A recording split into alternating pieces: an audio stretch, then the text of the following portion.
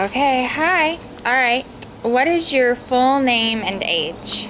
Marjorie Bingman, Bingman.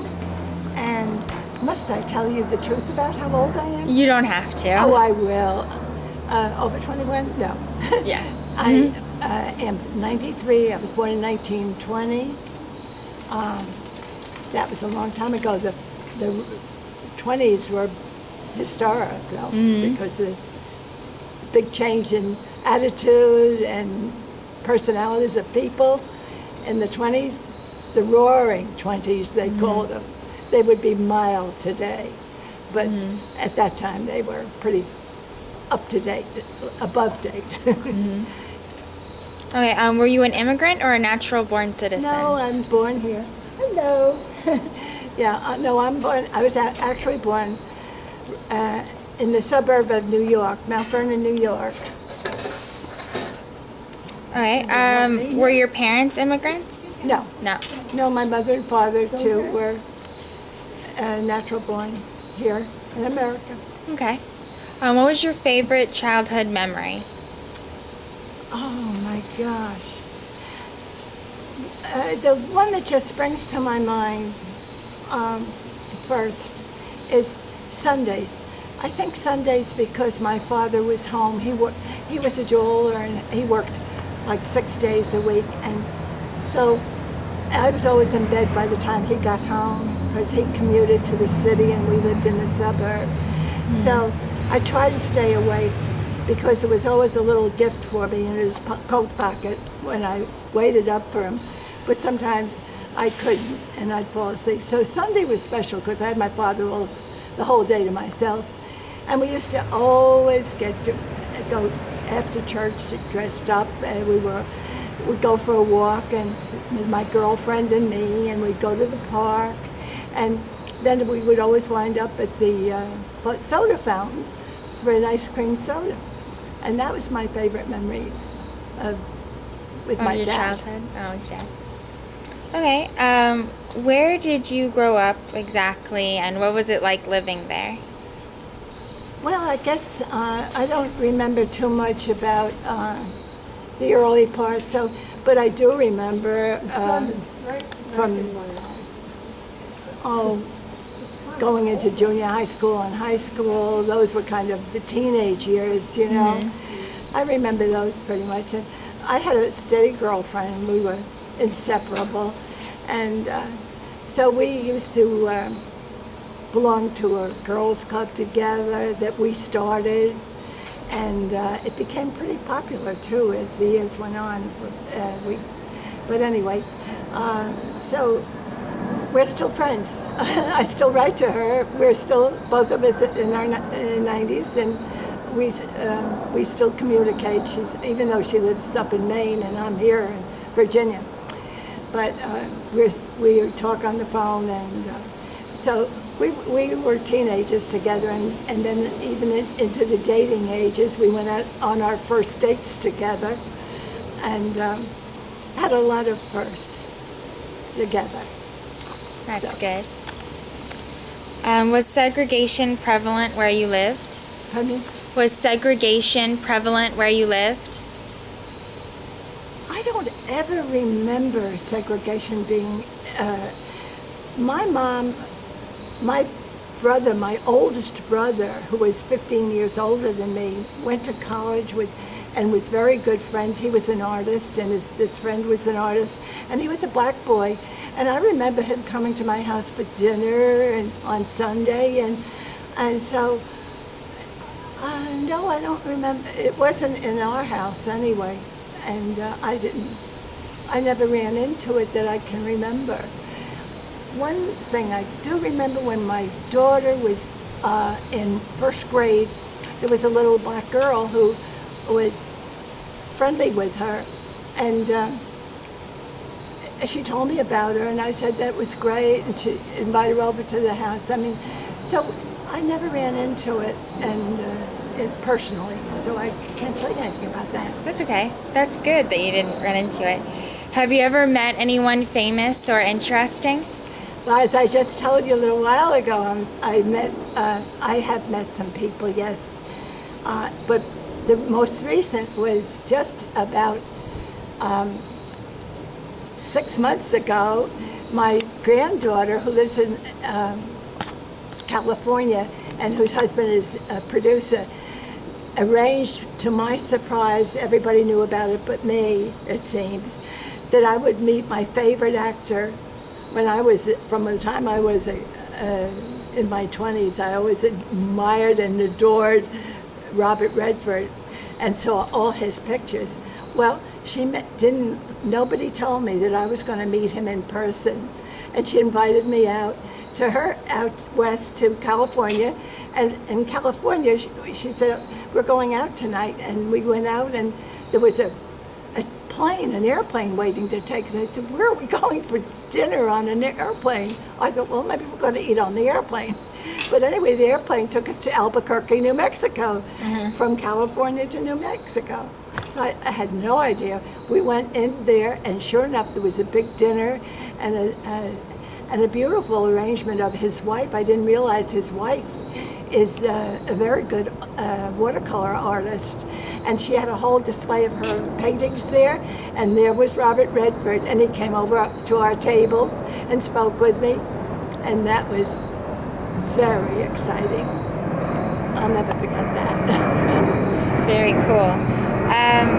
What is the most fun or interesting thing you have ever done? The what? The most fun or interesting thing you have ever done? Oh, I've done a lot of fun things and lots of interesting things. My husband and I retired early. Well, we were just in our 50s, which was, I guess, and it was a good time to retire. And we moved to Florida, and then we started traveling. And we, since we both had raised a boy and a girl, and we had, he worked and everything, so we were now free to travel to places we wanted to go and see. And there were a lot of places that we enjoyed. I think, truthfully, the most enjoyable place was not in Europe or England or anywhere, but right here in this country, to go out west and through the Middle West and out west. I have never seen anything more beautiful, and you couldn't see anything more beautiful anywhere else than right here in our country. Okay. Were you involved in any wars, or was anyone you loved involved in any wars? Oh, my husband was, when we were only married about 4 weeks. You might, actually, I'll tell you a secret. Don't tell anybody. But we eloped. So because my husband was going to go in the service, and I knew my parents would not want me to commit myself at that time because of the war.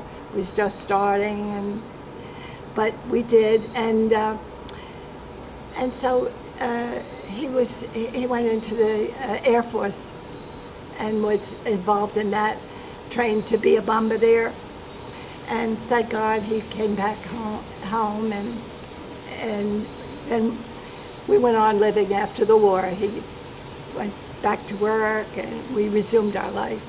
And then we were already married, as I told you, we loved, but then we had decided to have a family, and we did. We had a boy and a girl. Okay. What is the greatest injustice you have ever witnessed?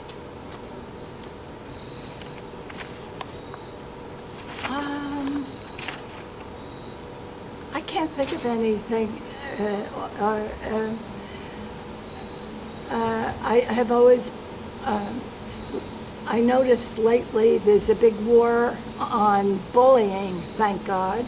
I think that has been going on for years, and it's about time that they did something about it, because I did witness some of that in school. I think almost everybody has to be somebody you liked and somebody you didn't like. And sometimes people would not be nice to somebody for whatever reasons. Okay. Tell your favorite story about your spouse. Favorite story about my spouse? Mm-hmm. I think one of my favorite spouses and what I'm so proud of him for is that he was an avid smoker when I married him. And when my daughter was about 8 years old, and they must have had a program about how smoking was bad for you. She came home and said to Daddy that she was worried because he smoked and it wasn't good for him. And he said, okay, and he took his cigarettes, the package, and showed her, crumpled it up and put it in the garbage and said, there, and I won't smoke anymore. And he never did. Wow. And I understand it's one of the hardest things to give up, but he did it. And so I'm really proud of him for that. Okay. Talk about your children. Well, where do you begin? I can't even know where to begin. After we were married and the war was over, and we decided we would have a family, start a family, and we did. And I said, well, I'd like a girl and a boy. I said, we'll have two. You know, like you can just plan. And well, I thought, sure, I can plan this. So I said, well, I want a little girl, so I think first we'll have a little girl. And I did.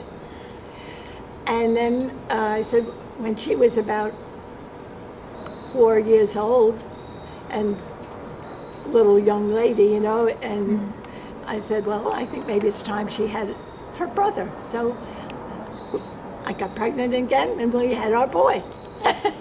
And there's actually 5 years difference between them. But that was our family. I had a boy and a girl.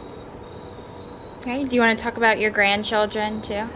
Oh, I have, let me see how many I have. I believe it's 8 at the last count. And I even have a great-granddaughter who has a little 6-month-old girl. So I have a great-great-grandchild, a little girl, and 8 grandchildren, a great-granddaughter, and great-grandson. Oh, I have to count. But anyway, I do have a great-great-grandchild, a little girl. Okay. Have you ever broken the law? Not that I am aware of. One thing stands out. I was on jury duty, and I was on my way to jury duty, and I stopped for a light, and I saw a police car sitting there, and I waited for the light to change. It went yellow, and I started off, and he came over and gave me a ticket. I said it was on yellow. He said, you're not supposed to go until it's on green. I said, I'm late. You're making me late for my duty to go on jury duty. So I think I was, and I don't think I think I was falsely accused of breaking the law, but I still to this day say I didn't. Okay. What is your favorite holiday story with your family? Oh my goodness, my favorite holiday story. There was too many to name. When I lived, my husband and I, as I say, lived in Florida. My daughter lived in Virginia. So we used to come up for Christmas to Virginia. My son would meet us there. He lived in New Jersey, but he was married but had no children. So we always would go to my daughter's house in Virginia, and we would go there for Christmas. That was what we did, and the family would be together, and that was great, just wonderful, because she had the grandchildren there, and four girls, and now we're produced more grandchildren. My great-grandchildren, 8 of those. So. Okay. Do you have any other interesting stories that you want to share? Well, since this is a short program, I think we'd have to do a whole new role on that. So It's okay if you have anything you want to share with your family so they can have your stories. I just and so I thank God in my prayers every night for for my family and my friends. I've always had. I happen to have a wonderful boy and a wonderful girl. They couldn't be better children. They never were a problem to me growing up. I'm proud of both of them, and my grandchildren, my great grandchildren. I'm so blessed, and I don't know what I ever did to earn this blessing. These are just blessings from God, and I thank God every night for them. Okay. If you don't have anything else to share, I think on that note, yeah. All right. Thank you. you're welcome.